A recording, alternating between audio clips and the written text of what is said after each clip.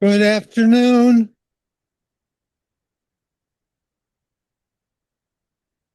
I was just trying to see if I woke up the last row back there. Do you hear me, Vicky? No, you can't hear me?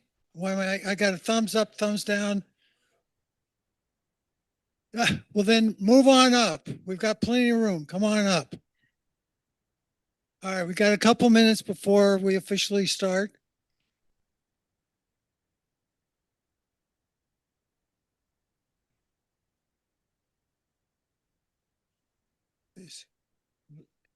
Yeah. Okay, by the clock in the back, analog as it is, it's now striking 12 and 3. You can't hear me? All right, let's go from there. Okay, I'm Tom Gilder. I'm your president of the Residents Council, and as such, I'm also the doer of the Residents Association. And this is our annual meeting. It's called for by the bylaws. We have an annual meeting in October, so we try to stretch it as far into the month as we can. So just to introduce our current council, as you see up there, is June. I don't see June yet. Myself, Molly, just wave your hand, Molly. Mel Ocean, Larry Randall, Carl Rodman, Evelyn Rosenthal, and in place of Kathy Kelly, we've elected Caroline Lavenar. Thank you, Caroline. And for Dave Smith, John Ortner. Next year's council, which takes place, they start their term officially the 1st of January, will be Molly, Caroline, Larry, and Carl. New this year will be Margaret, John Ortner voted back on, Yakov Pittman comes for another term, and Ina and Tom Rocco. If you're here, just wave your hands so everybody can see you. Okay, I see a few of them. Okay, great. Thank you. Okay, the program this morning, this afternoon, I know it's been a long day already. I will give a quick discussion on some of the activities that the council looked at and were involved with. As part of the bylaws, they asked for an update on resident services. Sarah was going to give that, but she was called away to the doctor. And instead, we have our dynamic duo of Michelle will come and talk to you about resident services. And new this year, we have resident life with Jason. He will come in and talk to us, followed on by just the one half of our Q&A comedy team. Tom Tangle will talk about things going on. And we will end with Christy giving us a financial update of the thing. You will notice that I have not put on having any discussion about the renovation with Dave Roberts, and because that'd be a whole new meeting. Things are changing. Just take it what it is. He talks on Friday. I don't. I only talk once a year, so we get it that way. Okay. I would. Okay. Well, there's.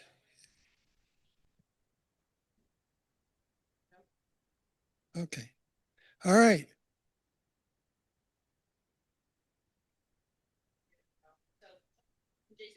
Um. Yeah. Yeah. All right. Well, anyway, that's where, and at each session, at each time, there will be a chance for you to have a Q&A with that individual. So please, while they're giving their presentation, hold your questions, but at the end, then you can do it. Please stay on topic. Whatever they're presenting, that's what they would like to discuss. Ask questions about what they're discussing, not something that that comes in. At the end, if it is of a question of you, we will have a general Q&A for the association. So we'll go from there. All right. Okay. Yeah, I know it. I didn't expect to see Sarah going out the door either. Uh, I have you on the program, but here she comes.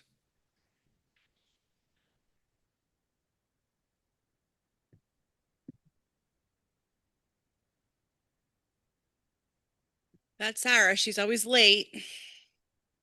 You did tell me 5 after. It's only 3:04 right now. I'm going by that. Oh, Tom, fix that clock. Okay. All right. So hi, everyone. I'm acting as Sarah Hull today. Sarah Leonard.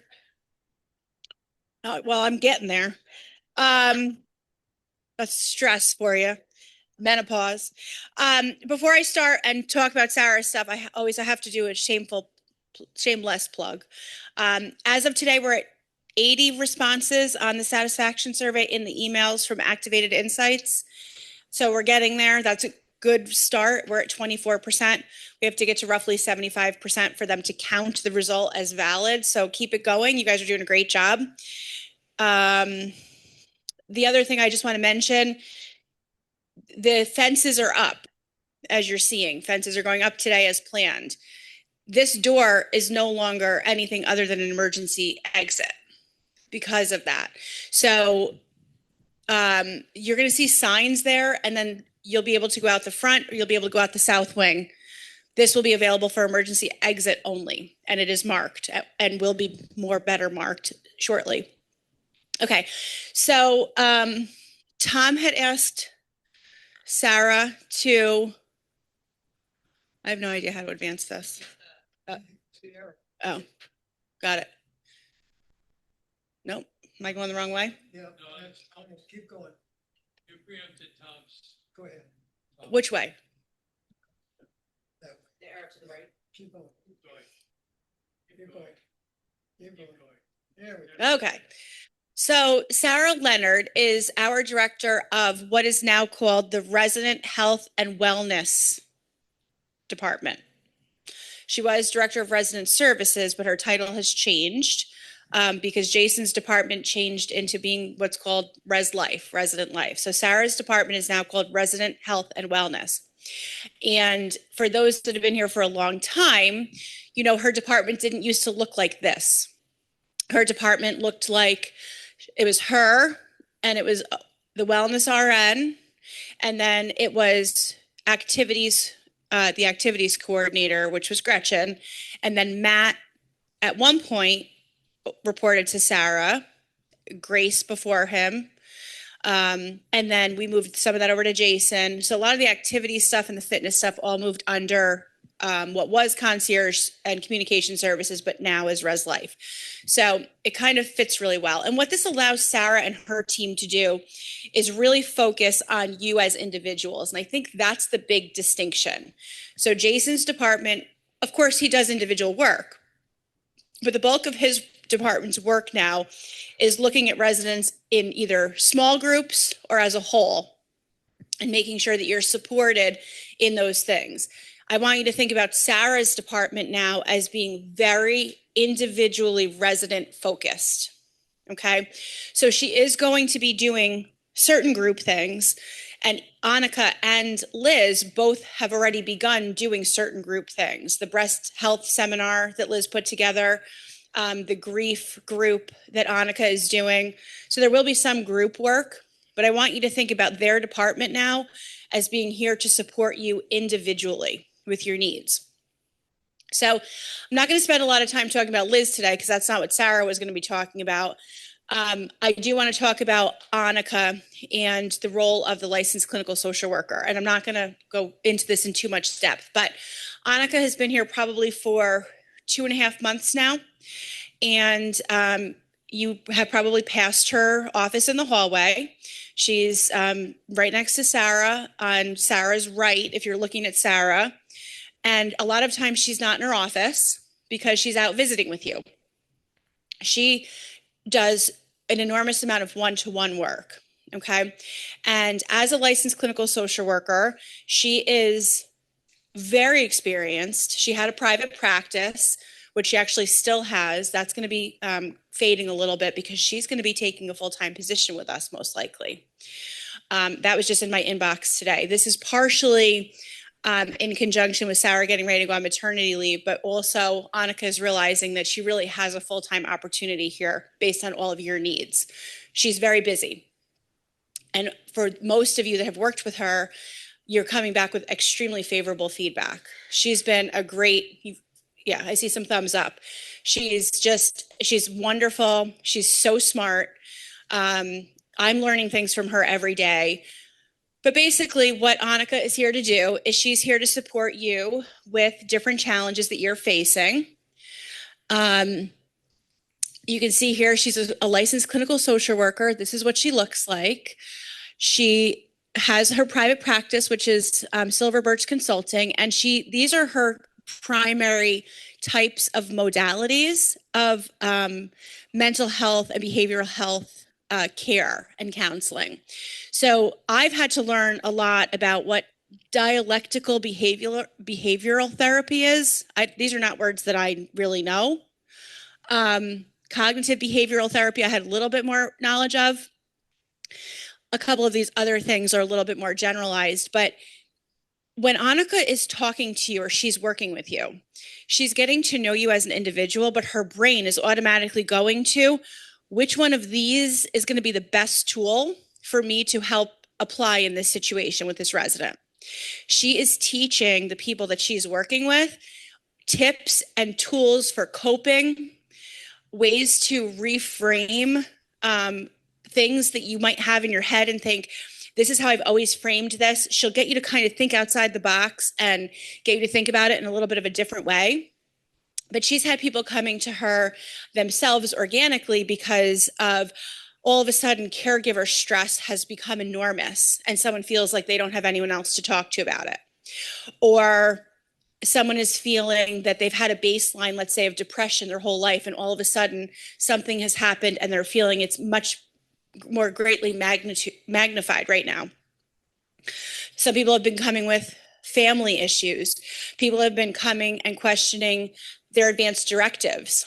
And although advanced directives, so whether or not you're going to be a full code or do not resuscitate on your MOLST form, normally we think about that as being a Liz kind of a thing. A lot of people grapple with that emotionally. It's not just necessarily a physical decision. So Annika is helping people with that. Annika does have 2 residents that were in her private practice prior to being at Woodland Pond that are our residents. They're her long-term clients. We have allowed her to grandfather those relationships. And in those cases, she is continuing with an ongoing therapeutic relationship. For the rest of you, your interaction with her will be periodic. You may see her regularly for a period of time, a few weeks, maybe if you're dealing with something acute, something brand new that's happened or something that's really stressing you.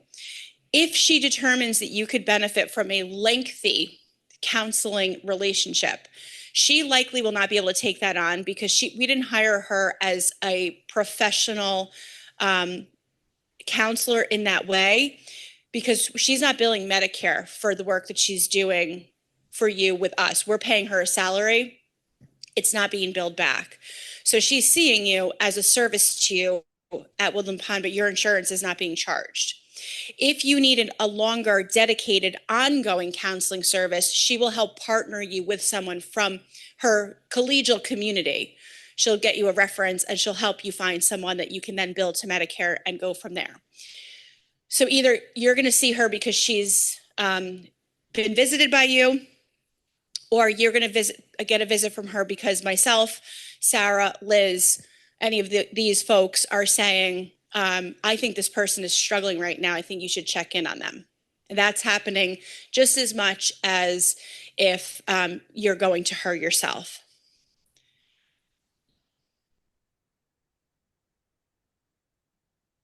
Her primary role when we hired her, we really wanted her to, thinking she was going to have a lot of downtime, which, of course, no one here has any downtime.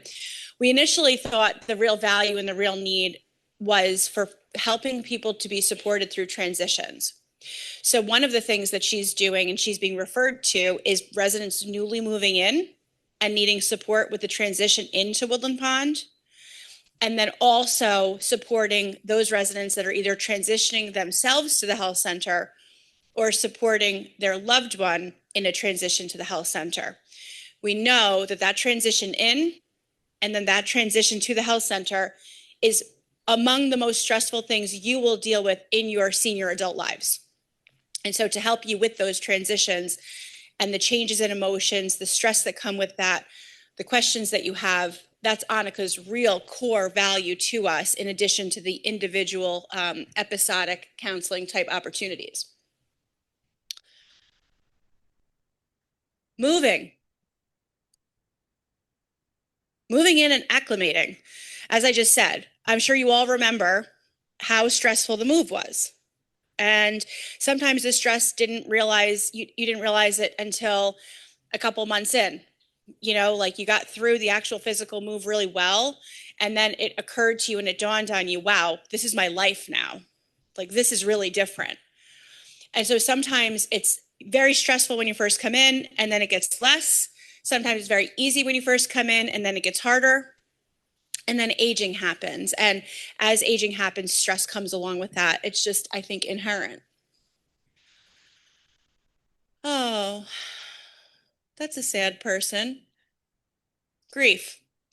We know what grief is. We face grief here all the time. And so Annika is here to help you with grief, whether it's, you know, a loss of a significant other, loss of a pet, loss of a child. Many of you experienced that, unfortunately. Or changes in your health condition, which can actually result in grief for something you have lost yourself. She can help you with all of those things. I don't know what this is going to be. Caregiver support. Of course, and many of you act as caregivers. And for those that have been caregivers or are caregivers, you know that there is so much emotion attached to your role as a caregiver. There's guilt, there's a feeling of obligation, there's a feeling of love, there's a feeling of, am I doing my job adequately? It is such an emotionally charged relationship, because it's not just the loving relationship that you might have had in the past, but it's now all of the responsibilities that come along with being a caregiver, but while you're also aging at the same time and dealing with your own growing challenges. So she is very, very well versed in helping to support you as caregivers. Okay, I could talk forever. It's not my show. Sarah would never take it over as long as I have. So I'm going to stop there and take any questions. And then I'm going to encourage you to get to know Annika. Okay. Thank you. Who's up? Sorry. Next is Jason. Thank you. Okay, so I am Jason Irish, Director of Resident Life. Michelle gave a brief introduction. I did just find out today that I had to speak, so I'm not very prepared. I've known about the presentation, but Tom, it wasn't clear that I had to speak, but it's fine. So I'll give a brief overview. I know Michelle did. My department now is, most of you know who I am and what we do, transportation, fitness, IL activities, and how this is kind of changing, as you all can understand, is, obviously we have the renovation, and with Gretchen leaving and Carrie still being new, and, Matt has only been here a year and a half, we're all having challenges and we're trying to figure it out as we go. Some of the information, like the fence going up today and different things with the renovation, we're learning almost at the same time as you're learning. Hopefully we'll get to a better schedule. With that, I do want to mention one thing. For those of you who do not know, the pool is now remaining open until January 26th. So we do have, and I think that information is out there, but the pool will be open until January 26th. And then we'll hope to have the relationship with SUNY New Paltz to continue our pool for the renovation in the pool area, which should be about 8 to 12 weeks. All right, I will jump into this. So Tom tasked me to go over our newly formed activities committee. Going into November will be our fourth meeting of the activities committee. There are a few members of the activities committee in this room. We're still kind of learning the ins and outs of the committee, but I'll go through the presentation here. So yeah, committee initiatives, resident life. Tom did show me this, so I'm not seeing this for the first time. So one of the things that we've always done is we've always had our bus trips come from the residents. Obviously, we generally go to the same places, but we always want resident feedback. One of the initiatives of the committee is to get more feedback from the residents, more ideas from the residents. And the idea of our committee, right now, we don't have clear roles as a chair and a vice chair. And we said we were going to wait 6 months to kind of figure that out as this is a new committee. But I think on our next meeting, we're going to discuss this more thoroughly. And we want to get a chair and a vice chair in place sooner than later. And preferably have those as resident members or resident participants and chair and co-chair and not have that be staff. So yeah, resident-centered bus trips. The next one is just programs that we're not doing regularly, new ideas. Obviously, the murder mystery dinner we've got coming up this month in November. Just different things we're just trying to bring to the table. We're hoping the committee can bring these ideas, things that we don't think about, things, hearing it directly from the residents is better than us just coming up with stuff that we don't know whether or not you're going to like or not. So this is another initiative of the committee. Partnerships. So I see some in the room also. I'm not going to go through the order here, but Garvin's is a great partnership that we've just kind of struck up. We've got, and I talked about this at the last Q&A, we're having this Broadway trip through Garvin's. He also does outings. He also does trips out of the country. So we're just trying to develop that relationship. We had for the SUNY New Paltz art department, right now, actively, we only have one art class for Woodland Pond. It's a watercolor class, and she comes, twice a month. We are trying to enhance that. Last semester, we had a student from SUNY New Paltz come and instruct. Right now, we don't have any, but we're trying to get that back going in January for the spring semester and keep that partnership moving forward. The Hudson River Maritime, these are just examples of partnerships we're trying to come up with. That'll work both hand in hand for them and us. And we're working through the committee to kind of come up with these ideas. So yeah, we've talked about this too. Council Connections. I was actually the last Council Connection interview, which was last month or this month still in October. Moving forward, going into November, Council Connections will transfer to the Activities Committee and hopefully a subcommittee of the Activities Committee to kind of take this role on, but to continue the same idea, interviewing residents, interviewing staff, interviewing people around the building so we know who each other are. It's kind of just a meet and greet to, everyone in the building. Okay, mine was quick.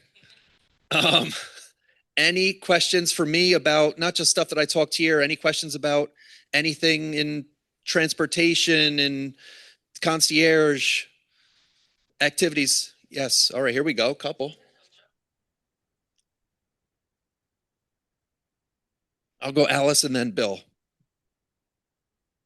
In view of the fact that Woodland Pond seems to be looking very favorably on veterans through their honoring them, it concerns me that we do not get transportation to the Castle Point, which is in Wappingers.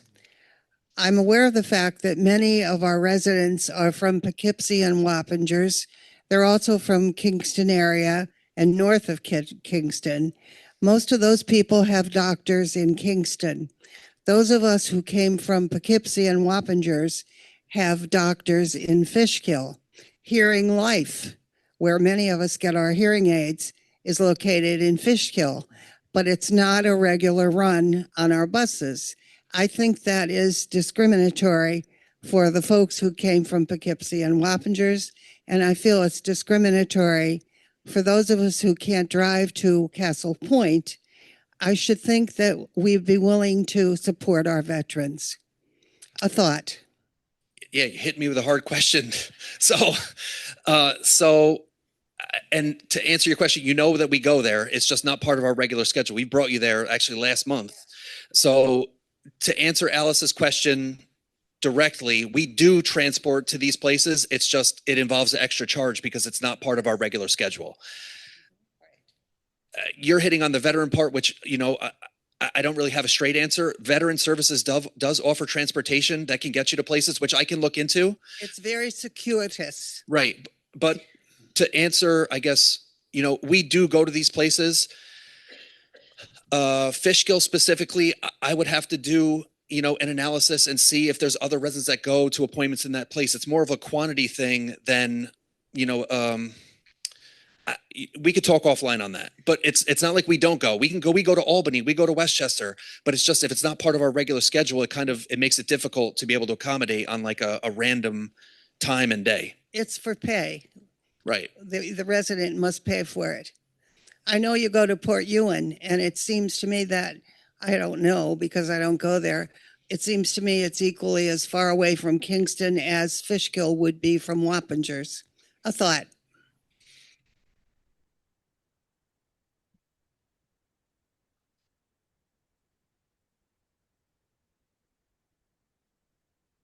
I just had a nit, the preceding slide.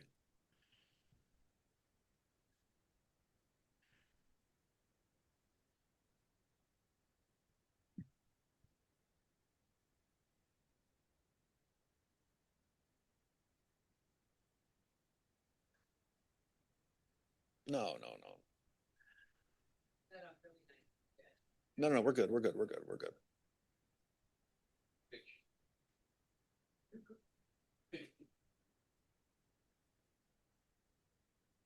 Where is it? No, I know. No, I know, but I got to go back to this. Why is it not pulling up here?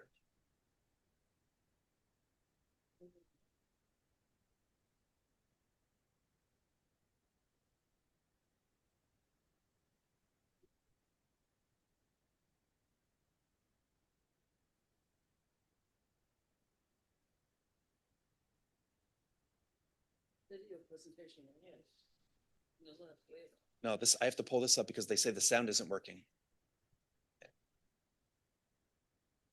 What's that? No, I know, but it's not. This is it right here. Sorry, bear with us. Why can't I get this up?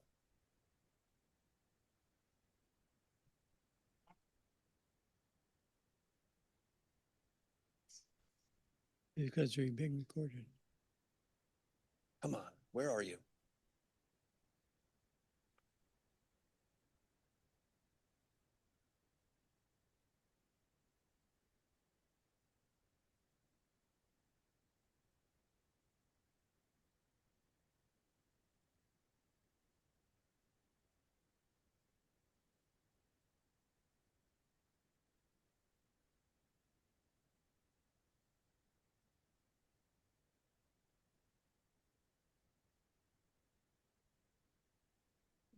Yeah, that was good. He's trying to fix the volume because they can't hear it on the TV. He's not trying to pull up his presentation. He's trying to fix the volume because they can't hear it where it's being aired. Right. I mean, there's.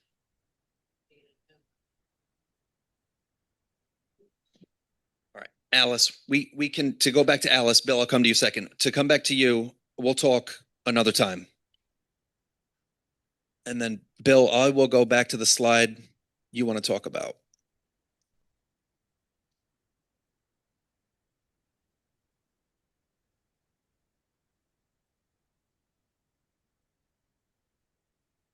Right. So I wish you could get spell check to change formally to formerly, because that's about the sixth time I've seen that at Woodland Ponds, and it drives me crazy every time.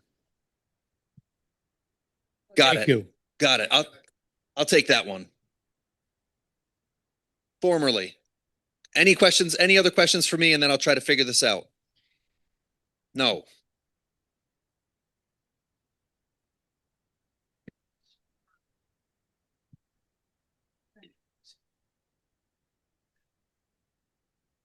Hi, Tom Tango, Director of Plan Operations. All right, so this year we were busy. A lot of you know we have a work order program. In other words, when you call something in, your sink's broken or something, a concierge, they'll submit a work order. That work order, Eric comes in every morning, he looks at the work orders, and he assigns them to the maintenance techs to get them done. And that's what we use to track the work that's done, who did what, when it was done, or if you get billed for it or anything else. So this year alone, we did 16,108. That is a lot. You figure you have, from every tech, you have 2,000 hours a year. Take off vacation, take off holidays, take off everything else. Out of that 2,000, you could divide the number of hours worked into work orders accomplished, and you come out with an average, man hour per work order kind of thing. So we have a lot of work orders. Like I would say, out of those 16,000, probably 10,000 or 12,000 are called in.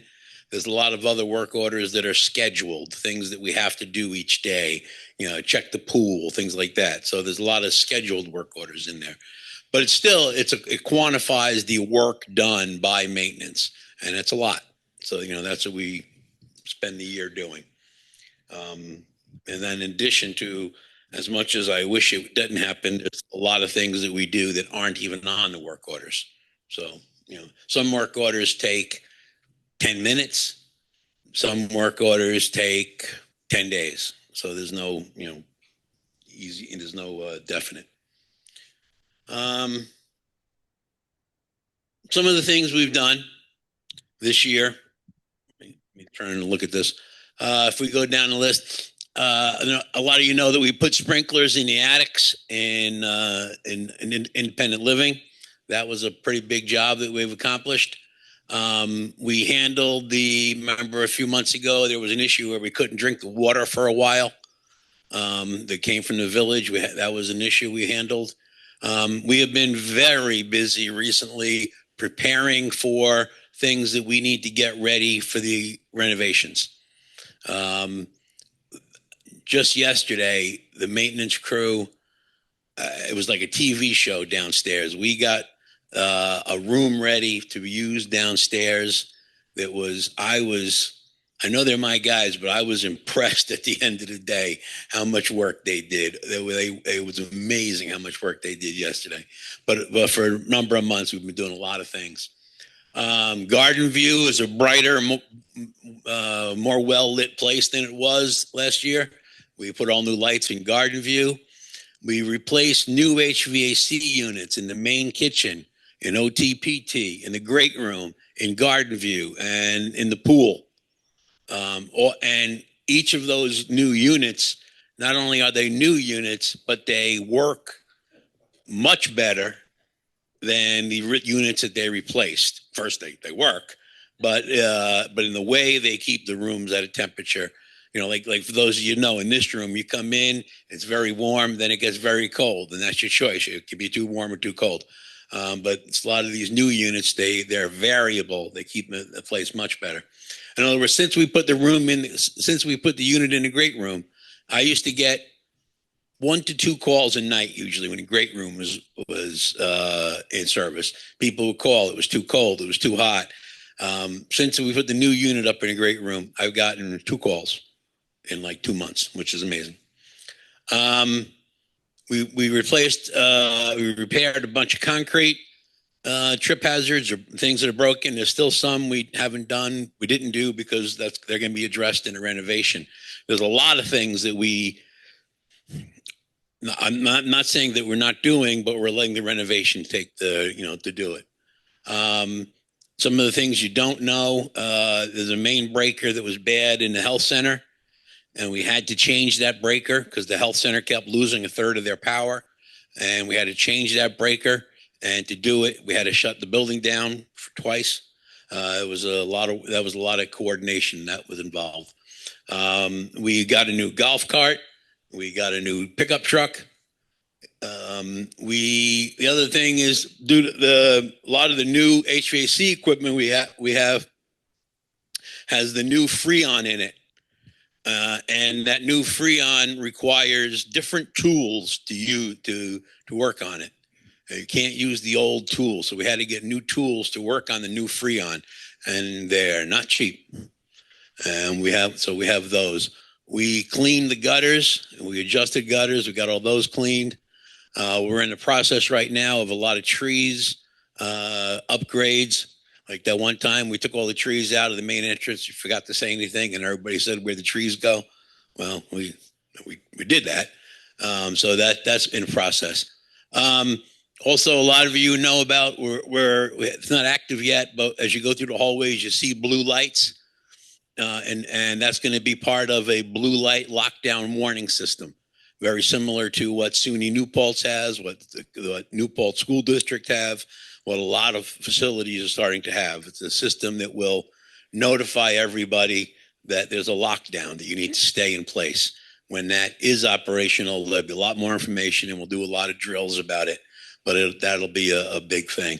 Also, we have a lot more cameras than we did a year ago in a lot of different places, providing a lot of security. We can see a lot of things now we never could see before.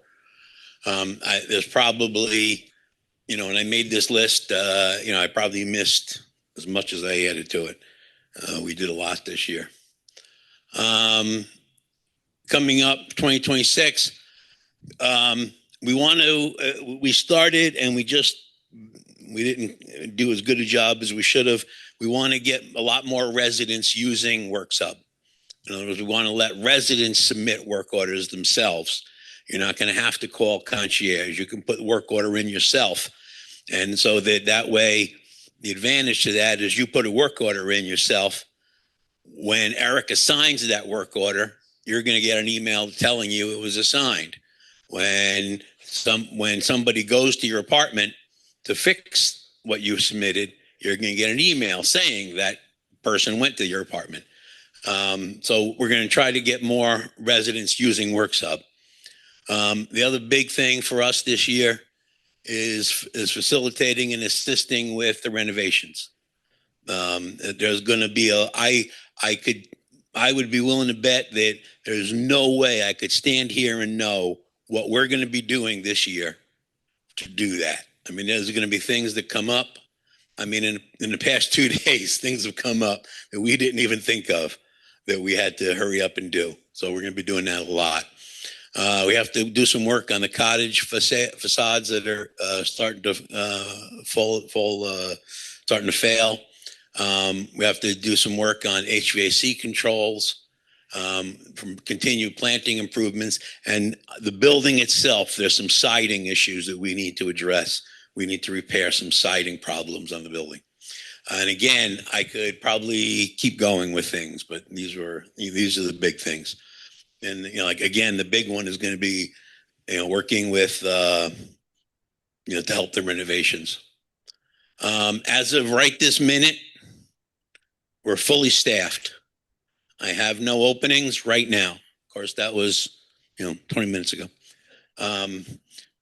And like I just said, not only am I fully staffed, but I'm very content. I'm very proud of the guys we have.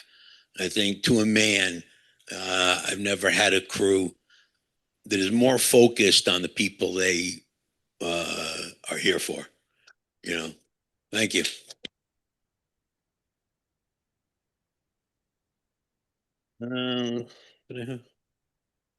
Any questions? Yeah.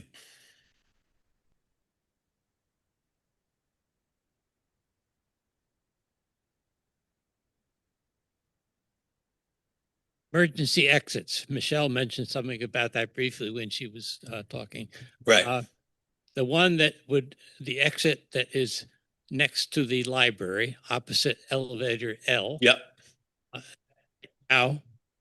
Right now, Right. you find yourself in a contained area.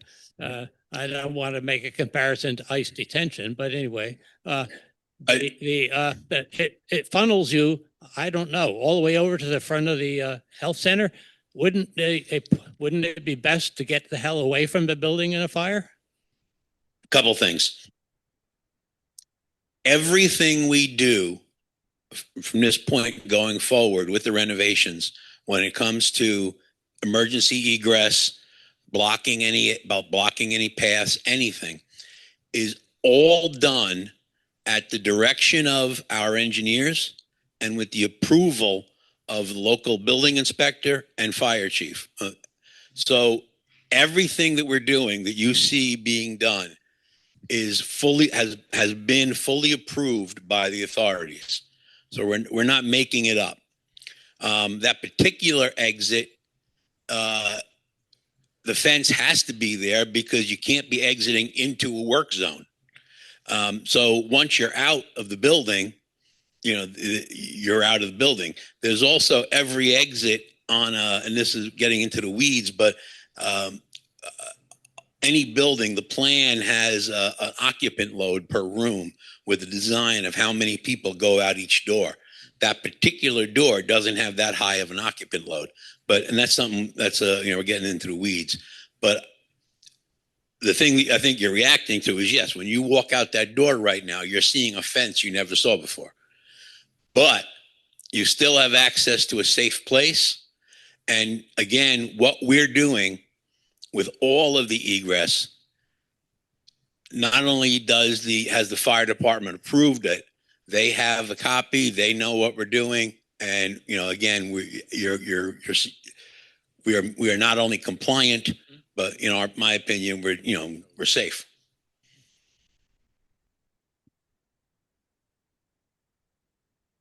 With work orders, is there a way we could know when someone might be coming? I had a situation where I could have been there, but And person came because I wasn't. for all the time I've been here, that is the thing that people ask for the most. And I know it's hard to believe me, but it is really, really hard for us to give time frames. Again, we did 16,000 work orders, and the guys if we said to a particular guy, well, you got to do this work order at 9:30 at Mrs. Jones, then what does he do at 8 o'clock? Then he might have to walk away from Mrs. Smith at 9:20 to get there. It's just very difficult. If there's a particular time that works or doesn't work, I would ask that when you submit the work order, you tell us that. And that will go a long way, because when Eric sees the work orders, if he sees that, Mrs. Jones, can't be there, before 2 o'clock, then that helps. But I can't do it whereas we can assign times. I would have too many guys sitting around waiting for appointments. Well, even a ballpark, I didn't even know the person was going to be coming that day. And then when anyway. Yeah, in other words, I totally understand what you're saying. But what I'm saying is, for me to give even ballparks, it's very, very hard. And again, if you have specific times that work for you, or if you want us to call you before we come, put that on the work order, because we can do that. Like, in other words, the guy would see on the work order, Mr. Melvin wants a call before you come. Well, then fine, we can make sure that we call you and say we're on the way. Is it okay? That we can do. But appointments and timeframes and windows, it's very hard. Tom, first of all, do the construction workers have any reason to come into the building? And if so, how will we know who is, and will they have badges so we know that they're legit? You sort of just answered your own question. Yes. There's a small cadre of them will need to come into the building, like the project superintendent, the project engineer. Maybe there's like 9 or 10 people that I would think you're going to see here almost every day, if not every day. They'll need to come into the building a lot. They will have badges. We gave a number of them badges already. Workers that are outside will be wearing they'll be wearing visible reflective vests. So while they're on property, they'll have vests on. When they're in the building, the ones that come in the building should have badges. Can I stand here and say that every time somebody comes in, they're going to have a badge? That's what we're going to shoot for, yeah. But, that's like saying everybody drives 65 on the throughway. So we're going to try to do that, yes. If you have any questions about anybody, feel free to give us a call. But the site superintendent that we have here from Wolson Construction, Anthony, I'm very impressed with him. I'm very impressed with the control he has on the guys. And, they're going to be very supervised as far as coming in the building. This is the kind of project that Wolson Construction does. They do constructions in operating facilities. Anthony himself just got off one for the past year doing a hospital. So he's used to working around an operating facility and making sure his staff don't interfere with our operation. So, it's a good question, yes, and it's something that we are cognizant of and have plans for. Yep. Can you tell us about the fact that some of us in the South Wing had no fire alarm the other I know. evening? Yep, I know. And they should be, the company that's coming, they should be here. If not tonight, they'll be here tomorrow. I don't have a reason why that happened. Right. Yeah. Something happened. Something went wrong with the fire panel. So, yeah, and the other thing I would say, the people who called me, or the people who said something, I appreciate it. Because I didn't hear, in other words, the first time I heard there was a problem, it was later in the day. It was like around noon. And then I heard more people say it. And then it was like 2:00 that I heard like that it was nobody. And because it was adding up. So, I very much appreciate the feedback, because if nobody said anything, I wouldn't have known. So it was good. All right. Thank you.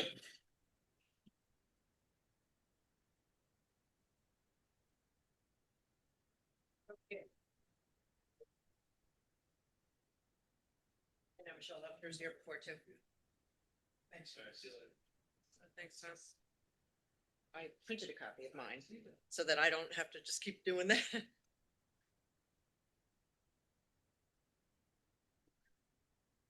Can you hear me? If I don't want to hold it, if I don't have to. Oh, okay.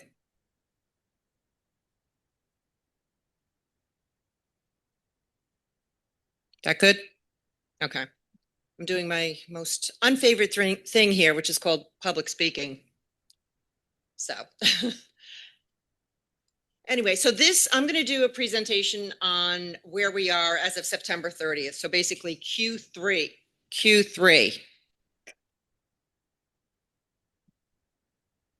And if anybody's going to want a copy of this presentation, they can stop at the concierge and give your email address.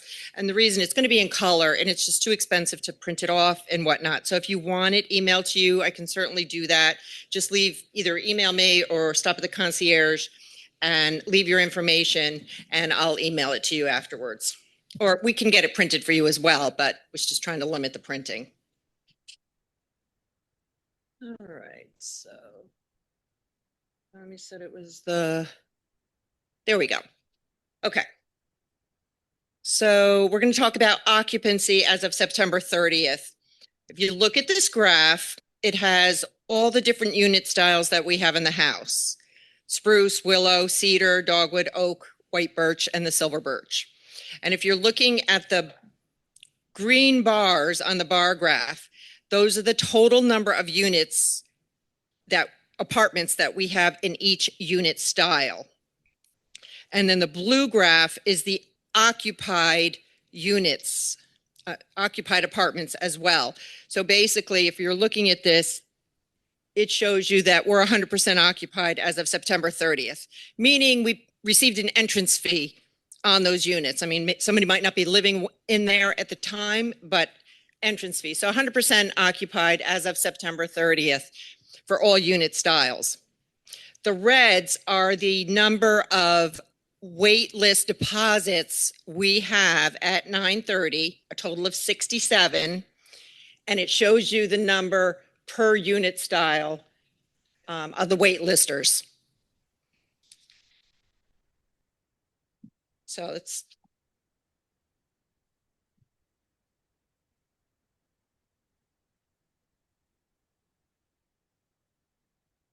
this graph is showing you the number of entrance fees, we call them settlements, that we have received per year since 2020. And in December, it basically shows you what we project. As of September 30th, we projected that we might have 9 more settlements between then and year end. So we'll see how that goes. But obviously, pretty consistent each year other than 2020. So obviously, units become available when someone either passes away in independent living or they transition to the health center. Oh, it doesn't have. Oh, thank you. Just the down button. Oh, you, Tom, he is so good at this graph stuff. It's crazy. So right now, as of September 30th, we had 261 independent living residents.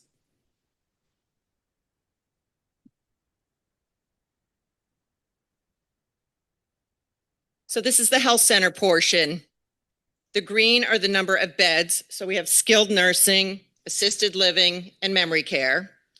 Green is the number of available beds. So it's 40, 40, and 20. The bar in the middle is the budgeted amount. And the blue is the occupied. So as you can see, quite full in the health center as of September 30th. 97 residents were there.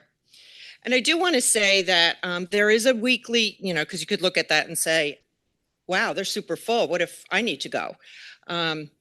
There's a weekly meeting that the team has about who's on the horizon to move in, who's going to be discharged. So they really do monitor the capacity that we have there so that if there is a need for you to go there, that there is a bed available. And originally, when we first opened the health center, we were able to admit people from the community, direct admits, not contract holders like yourself.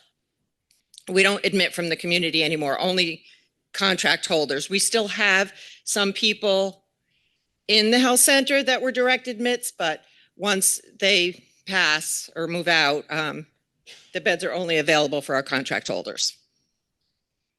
I think we're waiting to the end. Okay.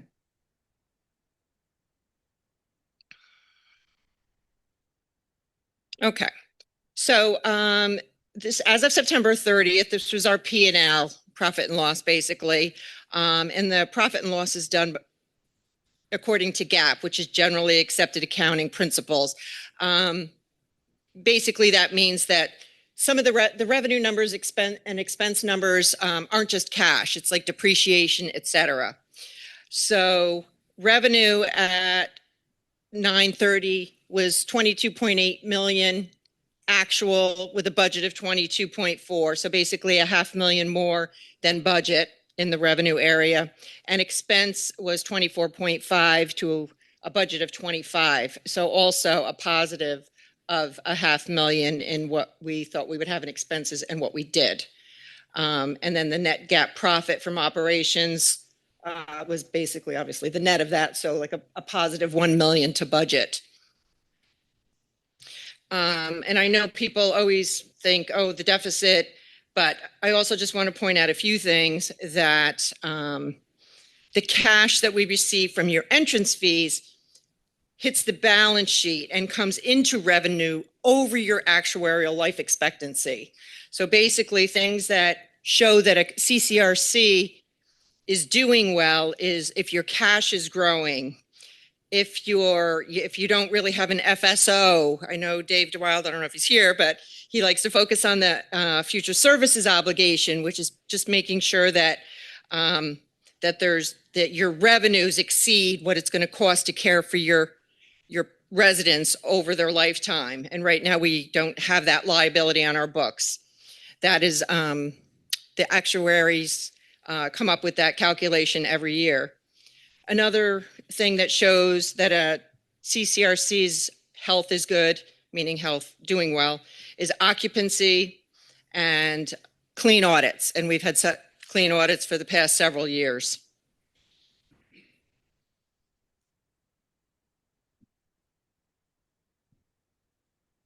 All right. So this is our cash. So cash and investments as of September 30th, 16.5 million compared to a budget of 17.7. So yes, that is below budget, but we have been paying for a lot of project costs along the way here. And as soon as we have the closing, which should be this month, we will get reimbursed for those. So our cash was less than budget at 9:30. Days cash on hand, however, so let me just explain what days cash on hand means. So days cash on hand is basically the number of days an organization can pay their expenses. So that's a covenant that our bondholders look at, and it's measured every June and December. So at the end of September, the days cash on hand was 136 compared to the budget of 134. So we were a positive 2. And I know it looks funny because how can you have more days cash on hand if you had less cash than budget? But that's because the days cash on hand calculation is not all the cash. It doesn't include some of our trustee held funds. It's more our operating funds. That's how they determine the days cash on hand number. So we were positive to budget by 2 at the end of September.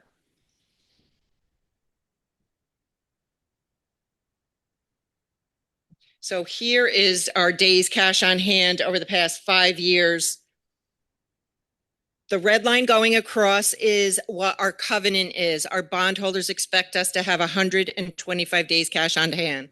It's measured twice a year, like I said, in June and December. So basically, other than June of 2021, we've been above the line all along. The last column in 2025 is our projected at the end of in December of this year that we expect to be obviously much over the covenant line.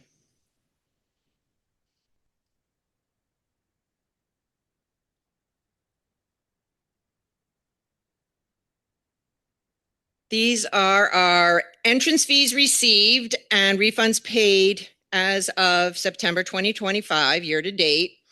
The entrance fees we've brought in this year have been 10.9 million compared to an $8.9 million budget, so +2. And the refunds we've paid 4.7 million compared to a budget of 5.3. So positive, really 600,000 about.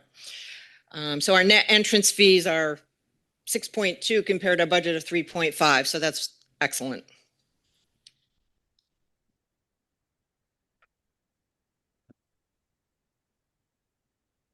Okay, so monthly service fees. This graph is basically the Department of Financial Services of all the other CCRCs.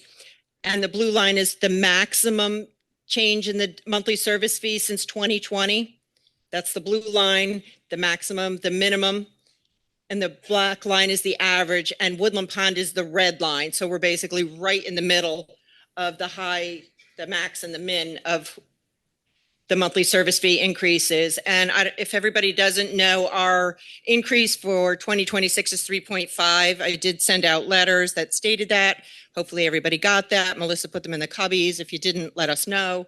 But our expected, our definite, because it's already been approved by the Department of Financial Services, is 3.5 for 2026. And I believe it just came out from Ziegler that the 5-year average on monthly service fee increases has been just over 5%, where Woodland Ponds over the 5-year period is 4.4. And questions? I guess John will do the microphone. On the slide with the health center, Yep. you had a section called budget. Is Yep. that how many you anticipate being in? And like a skilled nursing, it looked like it was full, though you had budgeted. Yeah, let me go back to it. So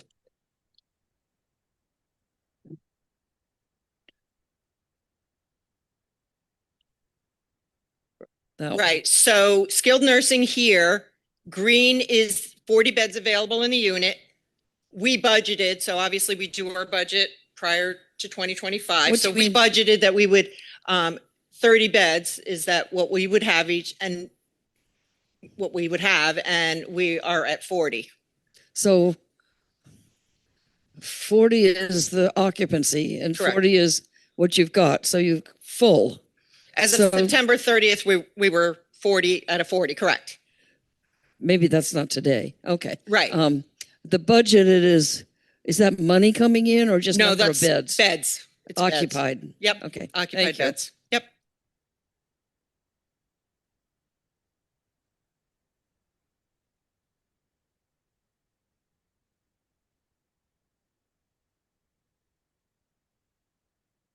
Thanks, Casey. I mean, two questions. If we are full in the health center, Mhm. what happens if somebody needs to get to the health center today, tomorrow? Or that's one question. Maybe you want the second one later.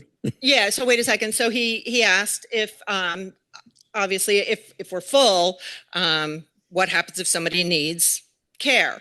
So and needs to go to the health center. So that I kind of had mentioned, like we have those meetings every single week. So we know who's on the horizon, potentially an independent living to move over and need a bed, need to move over.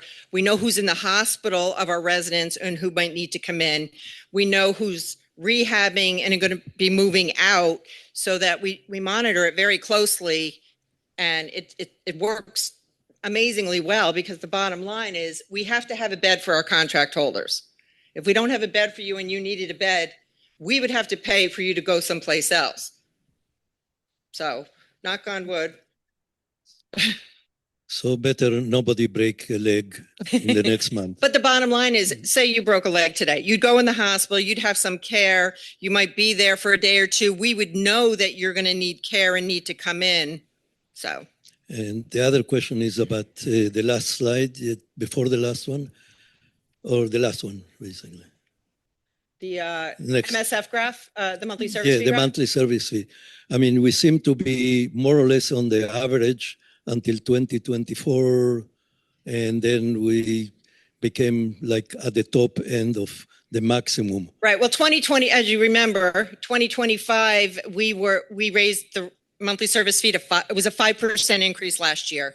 So we were on the higher end and we were 4.5, I think, in 2024. So we did go up to 5 last year, but then down to 3.5 this year. So we'll definitely be on the lower end this year of the average, I would think. So the red line is not a real one. What was that? Is the red line is Woodland Pond, Is- but the blue is not updated yet.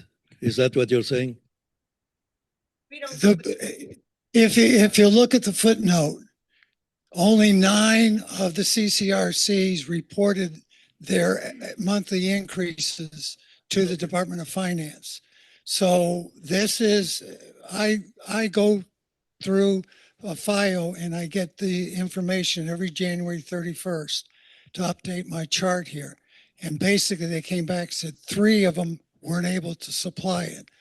I've asked them 4 times now and they're supposed to get it. So as soon as I get the new information, I'll update 2025. The 3 I think are, you probably know, Harborside, Glen Arden, and one of the, I think it's one of the ones in, that's Harborside, New Amsterdam. So anyway, yeah, it looks bad for us here, but we're not going to be the high ones. Well, and obviously, Yakov, 2026, I know what, is this on? Oh, 2026, I know what our rate is, 3.5, and it has to be submitted to the state by November, and we got it approved. I don't know what the other facilities or the other communities have done yet. So we don't have any 2026 data from other places yet. Is that 3.5 across the board? Yes, 3.5 across the board for monthly service fees. Entrance fees are different.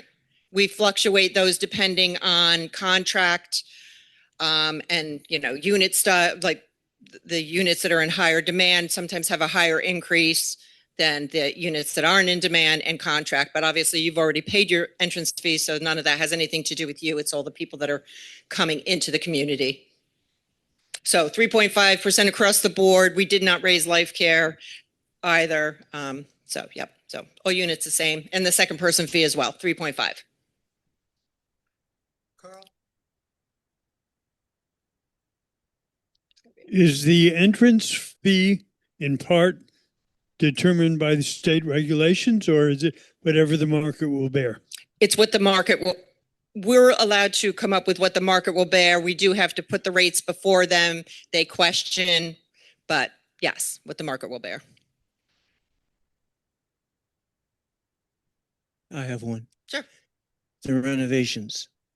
No question. The budgeting for the renovations will be a totally separate thing, I'm assuming, from what you presented. Yes, this is just where we were in life on I'm talking September about 30th. next year. I mean, Yes, right. Okay, who will be doing that? TBD. Renovations or the expansion? No, the renovations were started.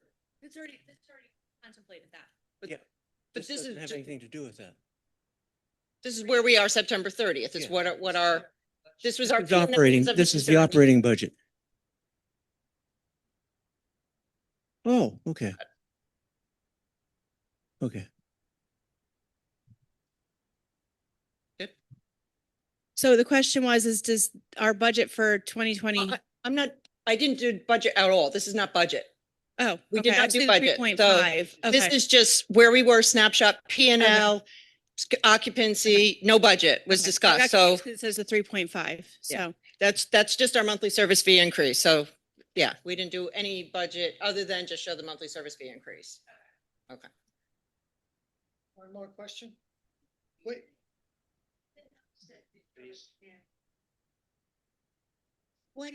I'm sorry. What is the health center charge now? Well, okay, so a couple things. If you have life care, it's based on what you're paying for your unit with the meal cost added. So life care is basically as you know it here. But if you don't have life care and you're paying privately, assisted living is anywhere between, because there's different tiers if you have different levels of care. So it could be anywhere between 6,000 and 9,000. Garden View, memory care, 10,000 a month. This is a month. Skilled nursing is over $16,000 a month. So you see the beauty of life care.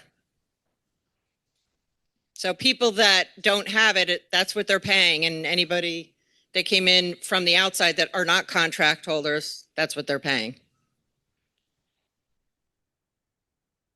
Good. Thanks.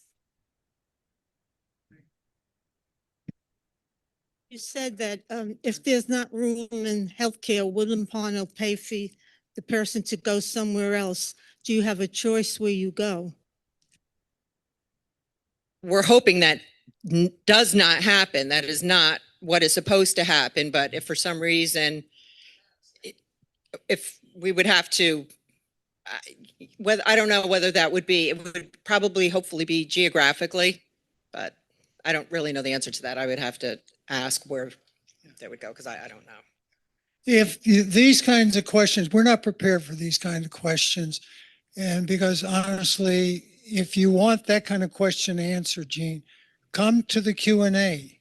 Phil Mel did a very good job of describing this, what appears to be a crunch. He described the things that they go through. It's very, very articulate on it, very detailed. He'll tell you where things are. And he has said emphatically, you're not going to be denied. Okay, you contract holders are not going to be denied. So come to Q&A every third Wednesday. It's full of really good information, update information, stuff about the renovation, stuff about what's going on in the health center. But Christy, thank you. Thanks for coming. Helen, did you have a question? My question was, we're here, if we came in with our own private insurance, is it possible to switch to life care? That I can't answer. You'll have to ask. Yeah. Generally, no. Okay. So far, well, any other general questions for the association? Okay. Yes, Betsy. Thank you. Yeah. It was a little chaotic because I didn't realize that although I did tell all of them they would be here to present because the bylaws say management will present, not me. So I have to increase my emphasis on you'll do it, not me. But that'll be somebody else's turn next year. Any other general questions? Don't forget, we have Memorial Day or not Veterans Day coming up on the 11th in the Great Room. Also, what big things? Oh, the handbook is going to be brought to the council next Thursday, I believe, Fred.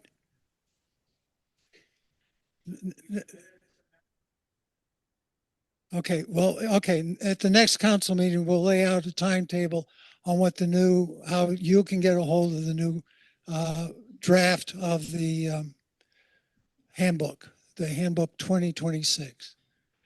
Okay. Oh, yes. Hold it. One question. Will there be some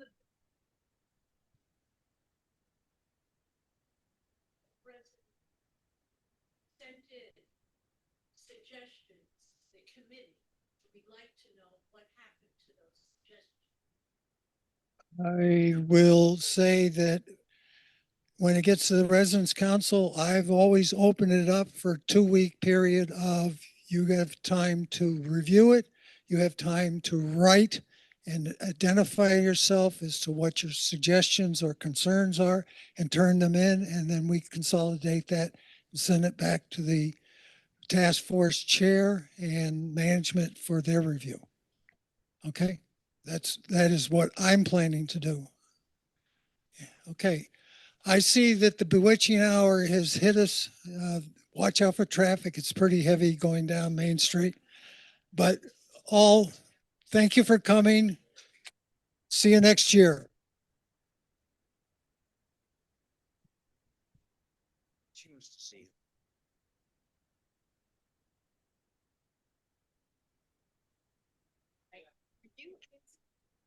I think Michelle and I had different thoughts about. Yes.